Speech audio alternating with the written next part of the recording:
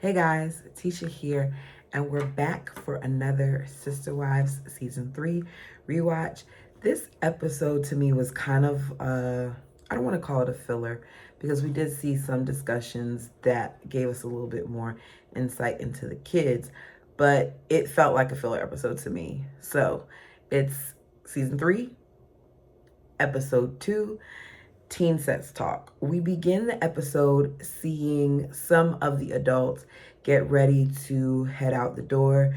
We know that they've been in Vegas for several months and that they're still looking for means of employment because, as Janelle lets us know throughout the episode, is that they're financially stretched.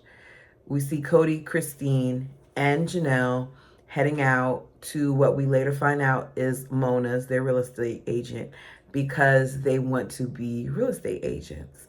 Cody says, amongst many things that we watch over the years with Cody, is that this is something that he always wanted to do, something that he feels like would be really good for Christine because she would thrive in it, and also something that is good for Janelle because he knows that Janelle will love the flexibility that it provides, because Janelle says that she'll love the flexibility that it provides. Once they arrive there and they're sitting down, Mona's like, where's Marion? Where's Robin? We find out that they're not as interested in real estate as they are, and that Robin isn't attending because she's having some morning sickness, and Mary isn't attending because she's just not interested.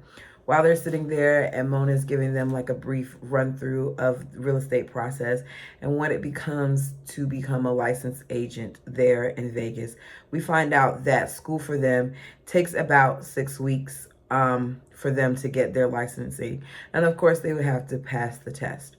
So we hear again, mainly from Janelle, about how the family is financially stressed, but they're looking for other business ventures and things that they could do to start up their own businesses. Janelle lets us know that this is something that's very difficult to do when there's so many different personalities. So they have to find something that they have interest in, as well as something that all of the adults are interested to do. They were doomed from the start before they started the Sister Wives Closet. Just hearing Janelle say that, she's bringing up some really good points. Like, they really, if you're going to call it a family business, then all of the family needs to be involved. If all of the family isn't involved, then what we see is like what happened with Sister Closet, where it's never really a success and where it doesn't jump off and succeed the way that they wanted to. We see them follow Mona to an open house because Mona's going to kind of have them shadow her so they can see, all the things that go into being an agent. Cody mentions, as she's talking about the different signage and things that they need to do, that so this is basically the gopher work.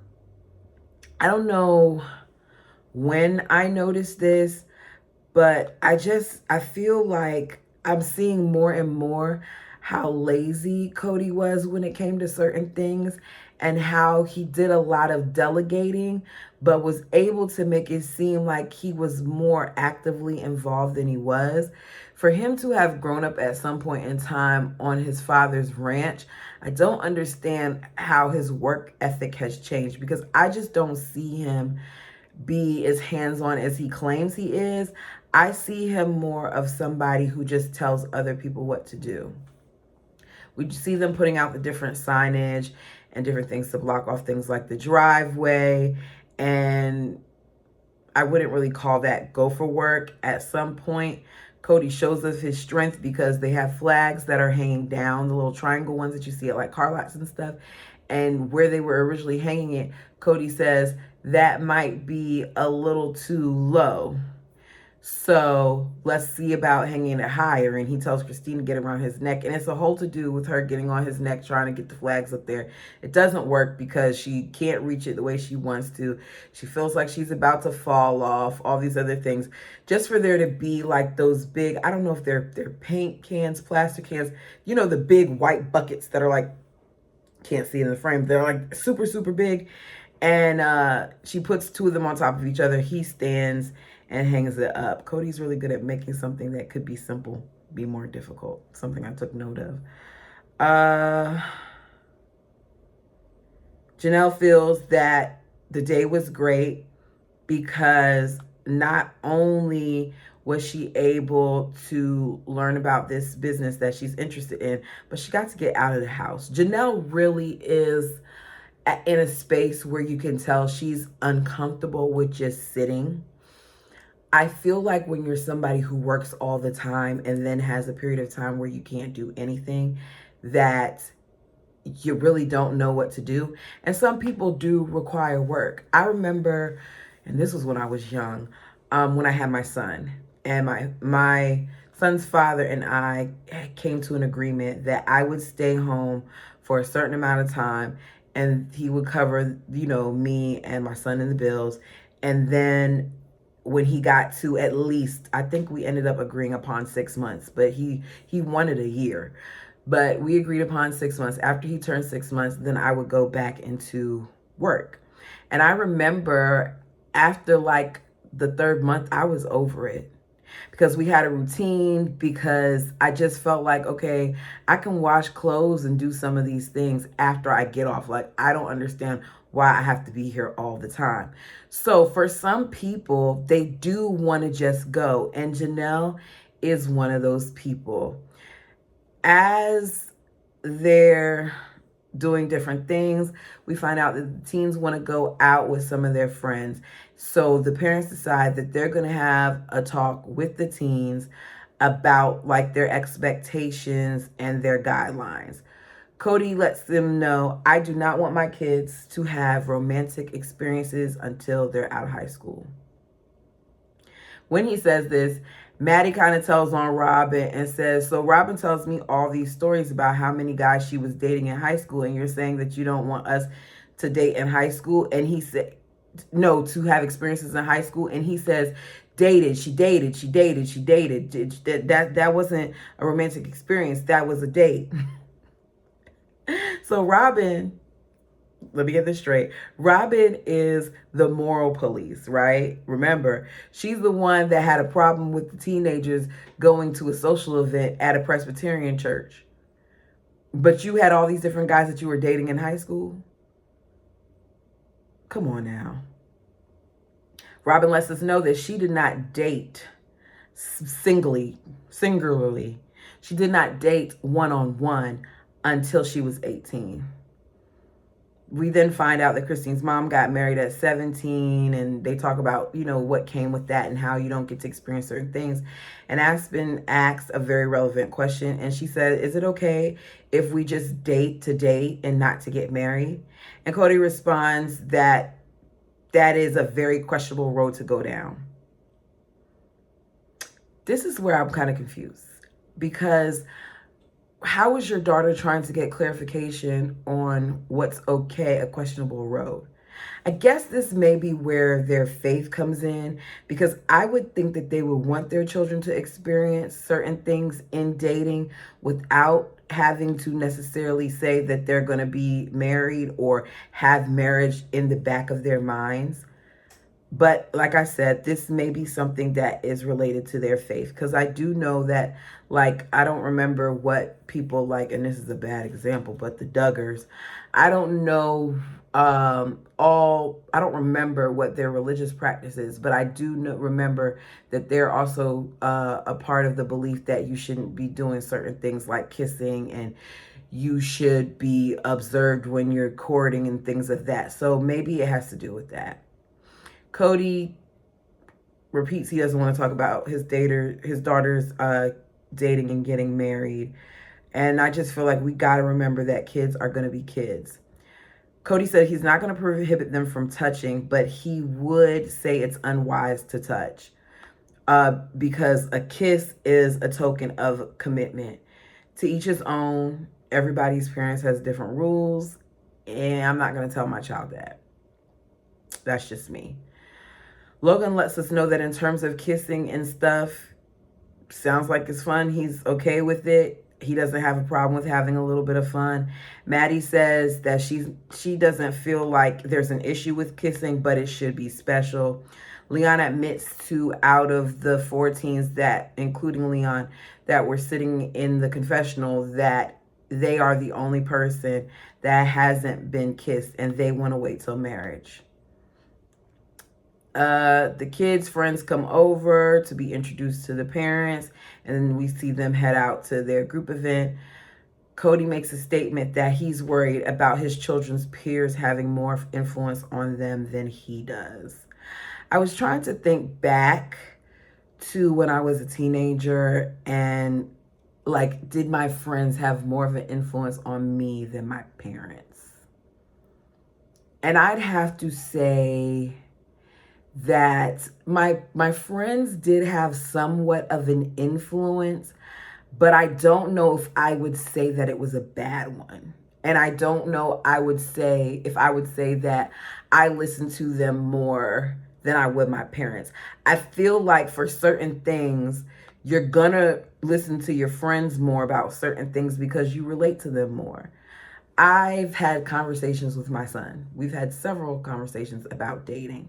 And sometimes immediately in that moment, he may not understand what I've said, but there are times where he's come back to me and said, you know what, Mom, you're right. I'm glad I listened to you.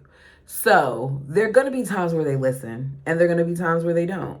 Just like there's going to be times that they don't tell us things that we would love to know, but they don't feel the need to. You just got to allow them to go through the process. Kody talks about how all their friends come from monogamous households and they have different faiths, which you don't have to state the obvious. We know this. Robyn lets us know that she would love to see if all the girls chose their faith and became sister wives. Robyn, once again, has only been a sister wife at this point, I believe, for less than 2 years. So the fact that you're saying what you would love for them to do, even though you're just now truly experiencing it, and back when you were a kid, you didn't really experience it, is something that I just don't quite understand. But, you know, they're still in the thick of their belief system. So to each his own. When seeing everything play out, I wonder if the moms now looking back at this and having experienced what they've experienced in their marriage feel like they would want their children, their daughters especially, to be sister wives. Christine says, if our kids don't do it this way, then it's going to make her wonder if she did something bad. In the end, Christine didn't even choose to continue to be a sister wife. So I don't feel like your children not making the same faith moves that you decided to means that you did anything wrong. If anything, I feel like it means that you did something right because you gave them a path where they can make their own decisions. Just because their decision isn't your decision doesn't mean that it's a bad choice. We hear again from Kody that they left the state of Utah under pressure because the Utah attorney was doing an investigation on their lives. As I said before, I'm over this. I don't believe it. I feel like Kody put 20 on 10. I feel like he scared them into leaving and getting what he wanted. I don't really think that it was about the investigation. I feel like it was more so about control. And I've been looking back at some of the comments and seeing that some of you all feel this way too, that it wasn't as serious as the Brown family made it seem. Logan, Madison, and Leo want to go back to college when they're done with high school. That's how much they miss Utah. Aspen says that she loves it. And we know that Aspen did love it because I remember how upset Aspen was when she found out the family was leaving Utah. I mean, not Utah, when the family was leaving Vegas. But ironically enough, Aspen ended up in Utah. So she, even though she was team Vegas, did at some point end up moving back to Utah. We resume to see the kids out with their friends at a hot dog place and skating and frozen yogurt. As Logan is talking, I cannot help but notice the many cuts on his lips, and I don't understand what is going on. It's driving me nuts. They talk about how normally at 16 with their family, that's when you're allowed to date. Batty brings up how dating for their religion, there's a courting process and how you have a chaperone. And I said, did Kody and Robyn have a chaperone when they were dating? I know they had a babysitter or 2 or 3 because Cody used his teen girls to babysit. But did they have a chaperone? Maybe it doesn't apply once you reach a certain age. Aspen says that she doesn't want sister wives because she doesn't want the jealousy or the hassle. Logan says for right now, he's not going to worry about it. He doesn't know what he wants. He's going to pray and go from there. Maddie doesn't want sister wives either. She feels like she would be jealous. And she said even though she loves her family, she does not want a big family. So now Maddie has 3 children. So I wonder what Maddie considers to be a big family. Leon says that they're going to pray about it, but they do at this point feel like they want plural marriage. We know that now Leon feels differently because Leon is in a relationship with just one person, and I believe they're still engaged, and I don't believe either one of them want plural marriage. Robin and Cody are heading to see a midwife because Robin started spotting. She's never spotted before, so she wants to make sure everything is okay. That's completely understandable. I feel like any woman who has experienced pregnancy and hears some of the signs of miscarriages and things of that nature would be concerned if they were spotting.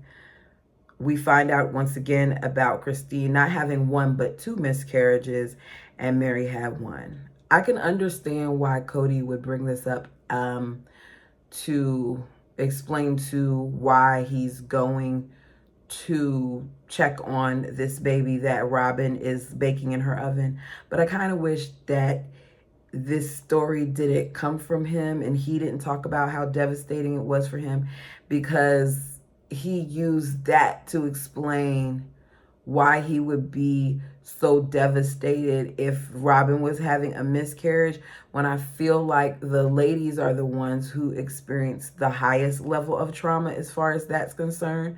So I would have rathered it come from them. But I guess him feeling emotionally devastated about Robin possibly losing her baby triggered something in him. So I'm going to try not to bury Cody the way I kind of wanted to. As I'm listening to Cody and Robin, I can't help but feel like they're both very dramatic. And I just, even though they're playing the music and they have looks of concern and all of those things, I can't relate to them. It's sad to say, but I can't. They get the Doppler out to hear the heartbeat, and they cannot hear the heartbeat, and so now she's going to the ultrasound. I want to know how far along she was at this point that they struggled so hard to see the heartbeat, because it seems like it was very early on in the pregnancy. I don't know. Robin didn't look very big in the imaging. She didn't have like a large bump or anything like that. So I wonder if that might also had affected why they couldn't pick up the reading on the Doppler. I'm not going to say that it was all because they wanted us to feel like something else was going on, because I don't got TLC or the Browns playing like that when it came to this. But I just feel like you should have just went straight to the ultrasound and looked up there, because sometimes that could be a little bit more accurate when it comes to certain findings. So that's it for this episode. Let me know your thoughts and like and comment. And you can share it if you want to too. Right now, my goal is 250 subscribers, and little by little, my number is going up. I appreciate each and every one of you. Until next time.